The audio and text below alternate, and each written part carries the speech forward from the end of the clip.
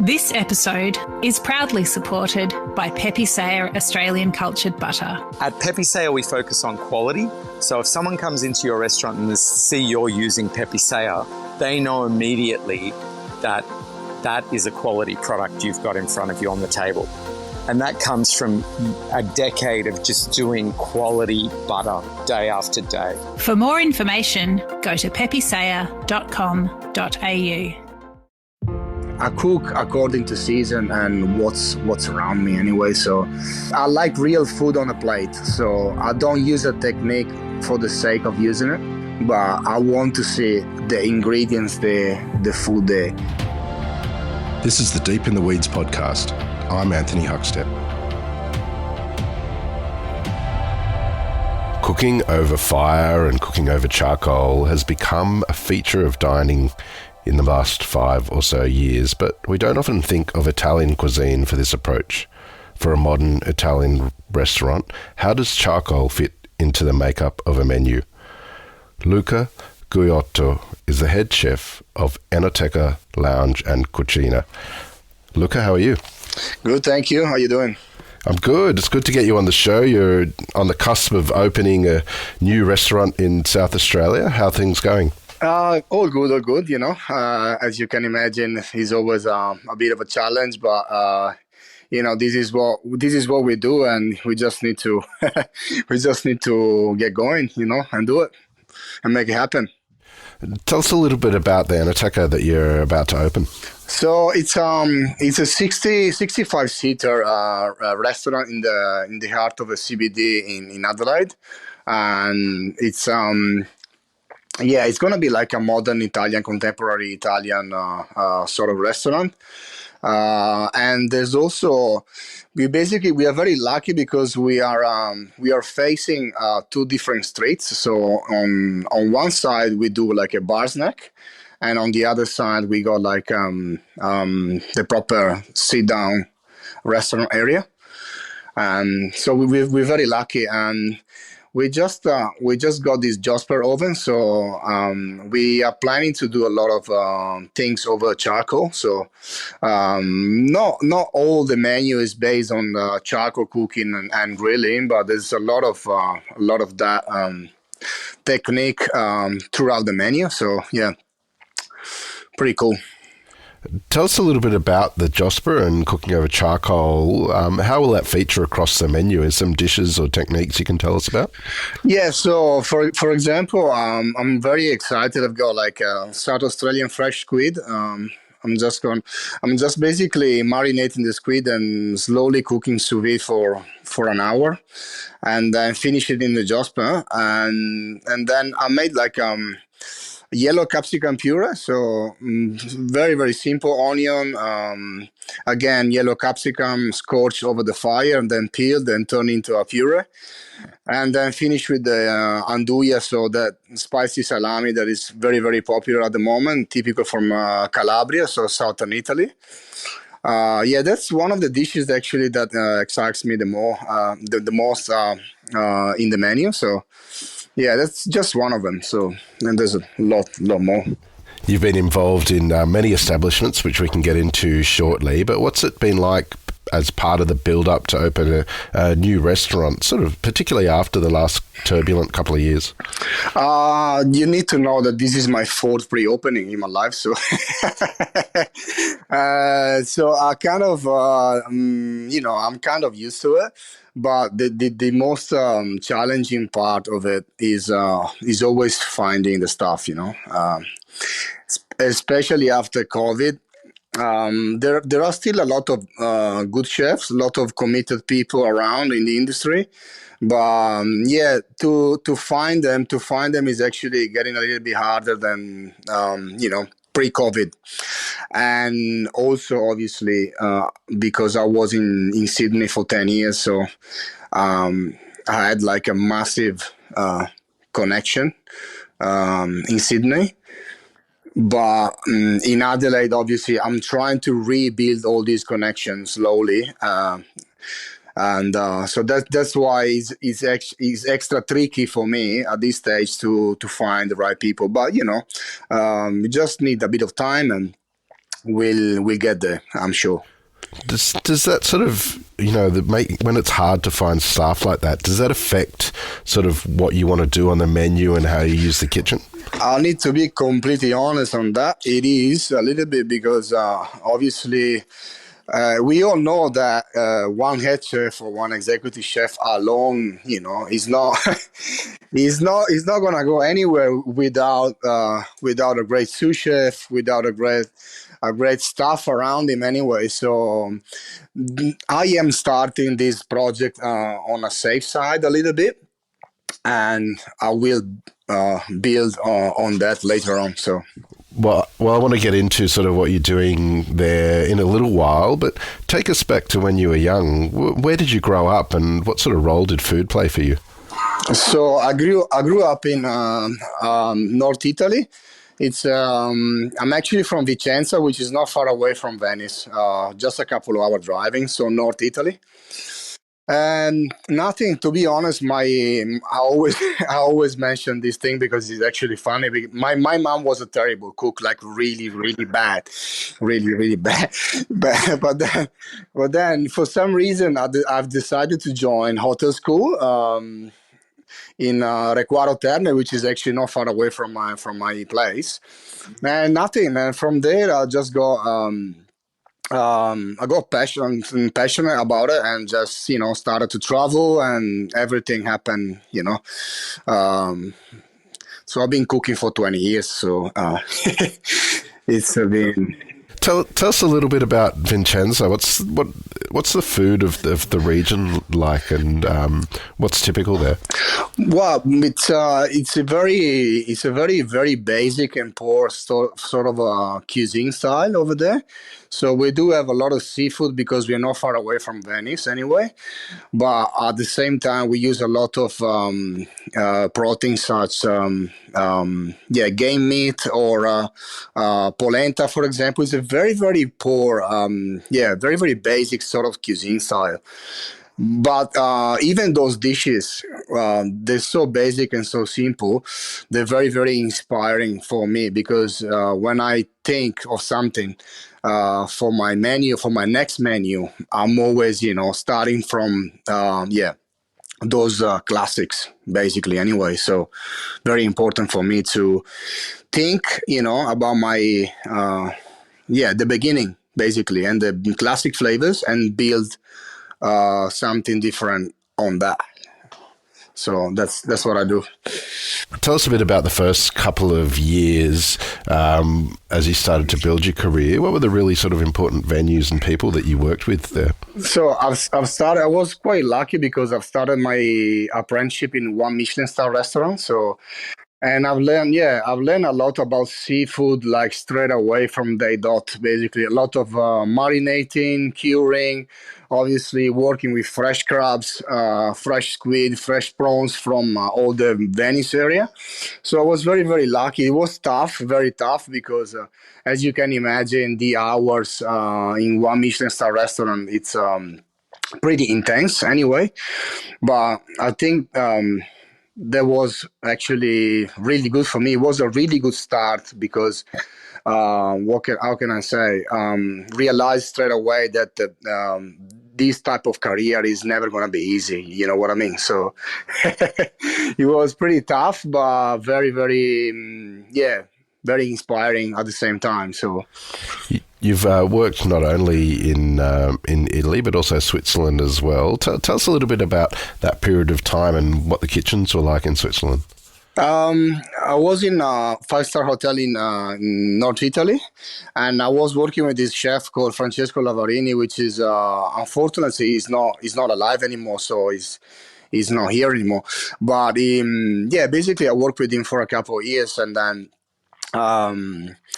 Basically, he was very harsh with me all the time, and I got to a point where I wanted to quit, like cooking.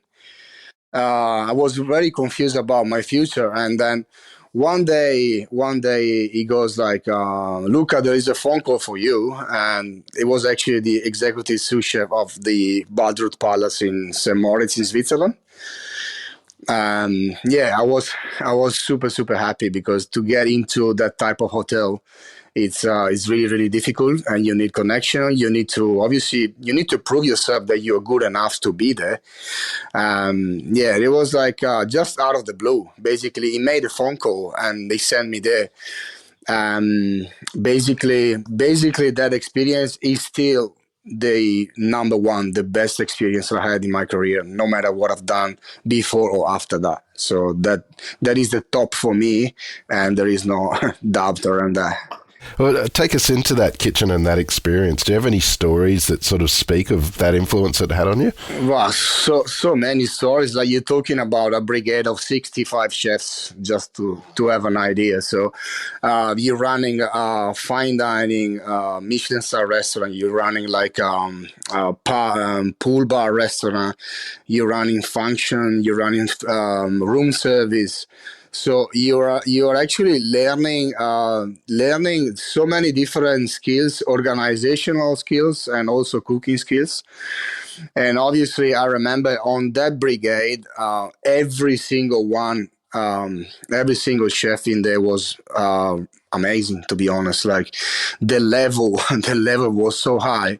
So once you find yourself in that sort of environment, you always there's only one way, and you need to perform every single day. And you have no choices, you know. Yeah, it was really really important for me, because after that, we decided with my wife to come to Australia, and I was feeling really really confident and really strong. So that was really really important for me. Why did you choose Australia? What lured you here?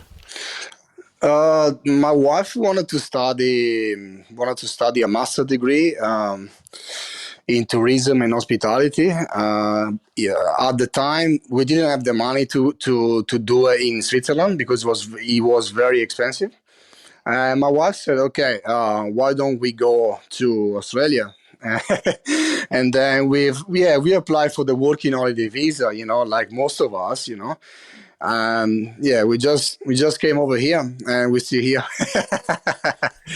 What was it like for you when you first got here? Were you surprised about what the restaurant industry was like? To be honest with you, except for a few things that they were a little bit shocking, but not really. Like, for example, Italian food is different in Australia than obviously in Italy or in Switzerland, but still the level was pretty good, and it's still really really good, obviously.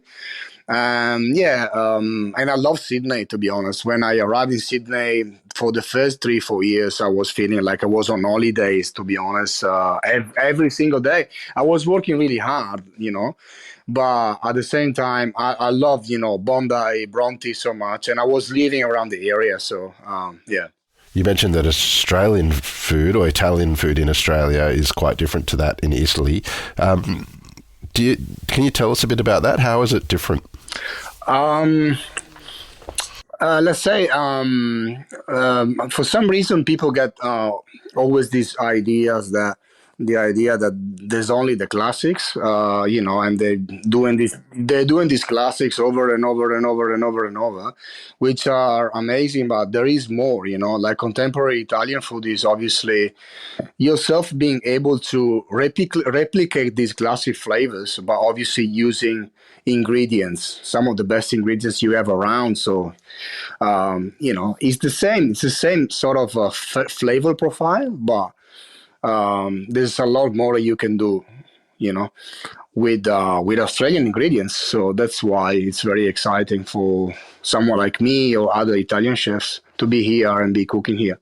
When you found your feet in Australia, what were the sort of really important venues that you were a part of? Let's say when I was working at Catalina in Ross Bay as a sous chef, I had already an idea of what I wanted to do. But obviously, Catalina is an amazing restaurant, but they are not Italian anyway. So I just wanted to go somewhere else and start,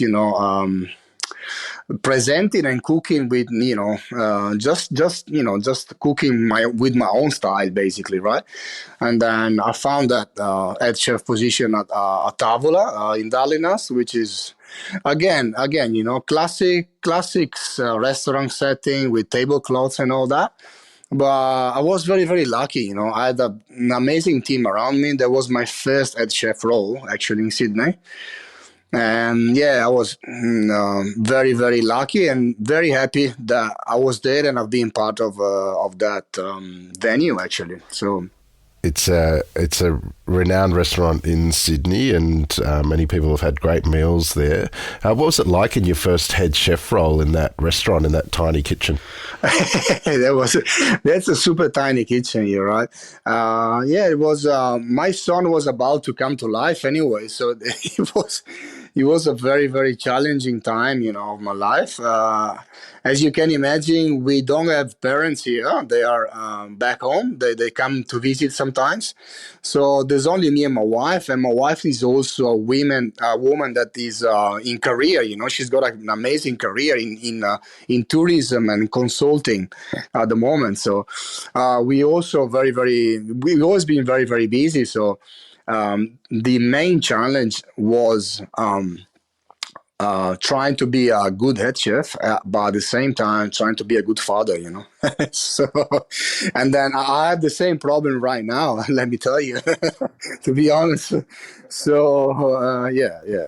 It's a constant life struggle, isn't it? Tell us a little bit about Mr. Percy in Sydney.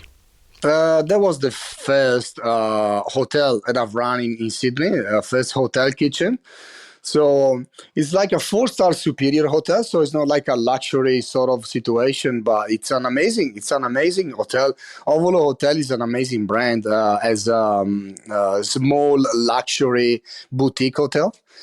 So yeah, I had a great time.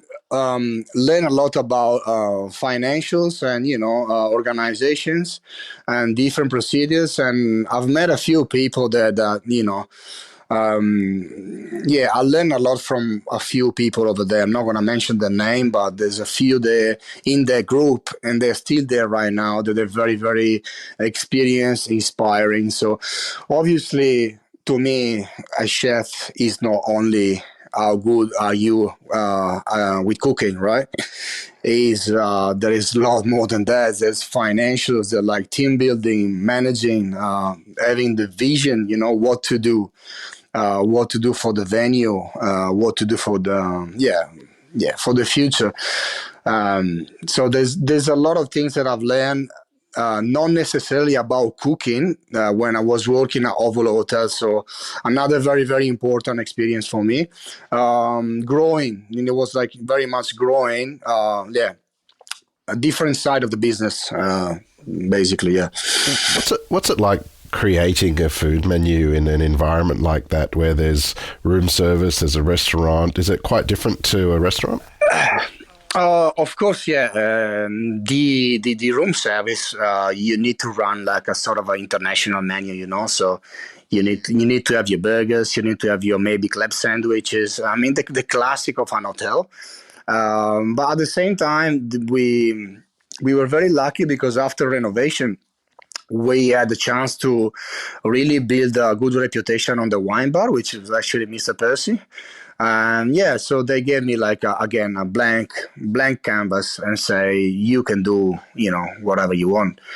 And so I started to make some fresh pastas and very cool sort of entree situation and a bar snack situation.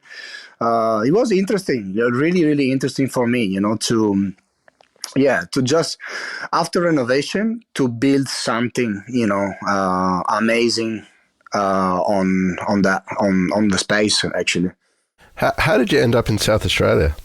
Again, that was for my wife had a really good job opportunity, basically a career step up for my wife, and we decided to take it.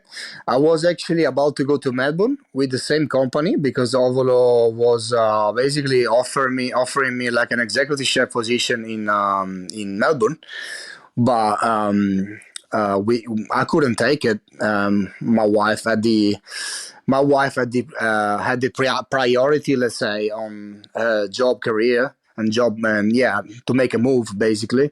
So we've decided to just ditch the idea of going to Melbourne and coming to Adelaide instead, so. Tell us a little bit about Sky City Adelaide and what you did there. There was a massive project, actually. So again, first job in South Australia was Sky City. And yeah, massive operation. We started with 25 staff on the roster, so 11 at the time. Yeah, again, a lot of learning in terms of organization. I couldn't really do what I wanted to do in terms of food and flavor, because yeah, no offense, but working for a casino sometimes, they really focus on numbers and revenue, which is great, which is what you need. But then if you really wanted to do something, what can I say? Yeah, unique and special. Doing 500 people a la carte every day, it's not probably the best environment to express yourself. But at the same time, as I said, every single experience that I've done, every single venue that I've opened or run, I've learned a lot. So to me, there's no good and bad. So they're all good experiences, basically. Always learning something. Always learning something. Yeah. How did the role for Enoteca Lounge and Cucina come up? Yeah, so basically, after 4 years in Adelaide, I can say that finally some people, I believe some people know, who I am in a way and what I can do. So nothing would just be through word of mouth, other chefs, other colleagues. These guys came to me and say, we are opening this place in Randall Street, which is a amazing location. Like, it's a very, very good buzzing street. And it looked like nothing from the outside when I saw the place at the first time. But now that it's finished, it's really, really, really cool, I gotta say. So very, very happy to be part of that. And obviously, they are planning to expand. It's a family business, but they got already 2 venues, and they wanted to have 3 or 4 in the next few years. So hopefully, my role is obviously opening Enoteca now, and then helping the family or the group to grow. So, which is very, very interesting for me. Yeah. You mentioned that a lot of your roles you've had to adapt and cook for the market that's required. But is this role here that you have, is that allowing you a bit more freedom and range in regards to what you want to do? Well, to be honest with you, Anthony, they always gave me freedom, because that's what I make it very clear when I go for a job interview. If I can't express myself, if I can't do what I think should be done, I'm not even gonna take the job, to be honest. There's no point for me, because I don't wanna find myself frustrated, and just to I wanted to be able to express myself. So again, this is a blank canvas once again, and hopefully it's smaller though. That's the plus of Enoteca. It's smaller, and I think I can do really well. So. Tell us a little bit about your food and your approach to cooking. Is there some dishes that we haven't spoke about that are on the menu that sort of exemplifies your cooking? As I said before, that squid, for example, really, really represent me. And then one of my signature is like this caramelized onion and ricotta filled tortelli pasta, so fresh pasta. With a lot of spring vegetables like fava beans, asparagus, spring peas. Very, very fresh. Very, very, very fresh. Very, super fresh flavor, spring flavor. So I cook according to season and what's around me anyway. So yeah. And I like real food on a plate. So I don't use a technique for the sake of using it. I like to see real food on a plate, even if I'm always looking for elegance, and refined sort of plating as well. But I want to see the ingredients there, the food there. I'm not using a technique, as I said before, just because I want to show, to the customers that I know the technique is there. If it needs to, it must be there. This makes sense. Otherwise, I don't use it. You've been in Adelaide for a few years now. What do you like about the city and the restaurant scene there? So let's say, first of all, for a family, Adelaide is actually perfect. It's very, very easy to drive around, very easy to navigate, very easy to, there's not much traffic. And I live on the Adelaide Hills, which is a beautiful place anyway. And I'm not far away from the city. I'm not far away from the beach anyway. So, and then the food scene is a little bit different, actually way different than Sydney, but I think it's actually growing and is, heading into the right direction, to be honest. So there is potential here for sure. Well, you're on the cusp of opening a new venue there in Adelaide. What do you love about what you do?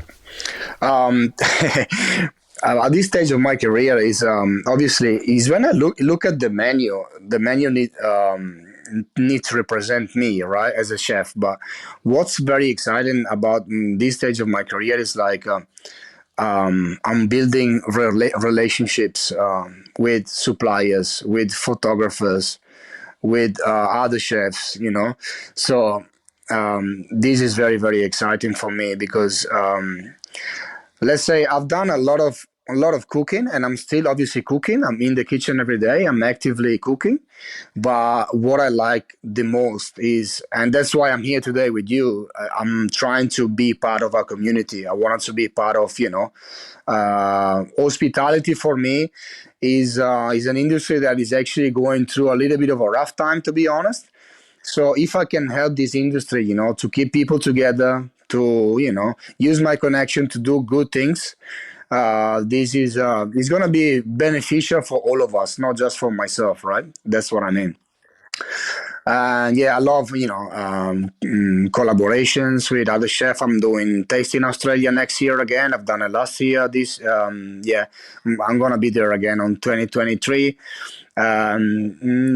So it's the most exciting part of this stage of my career is building connection and work with other people that have the same goal as myself, which is keep the hospitality, alive, to be honest. Well, Luca, good luck with the opening. I know you're on the cusp of that. Loved having you on Deep in the Weeds today to hear just a part of your story. Please keep in touch and we'll catch up again soon. Thank you very much. It's a pleasure for me. This is the Deep in the Weeds podcast. I'm Anthony Huckstep. Stay tuned as we take a deep dive into the lives of the incredible people who ply their trade in the food and hospitality sector. Special thanks to executive producer Rob Locke for making this all happen. Follow us on Instagram at Deep in the Weeds Podcast or email us at podcast@deepintheweeds.com.au and be well.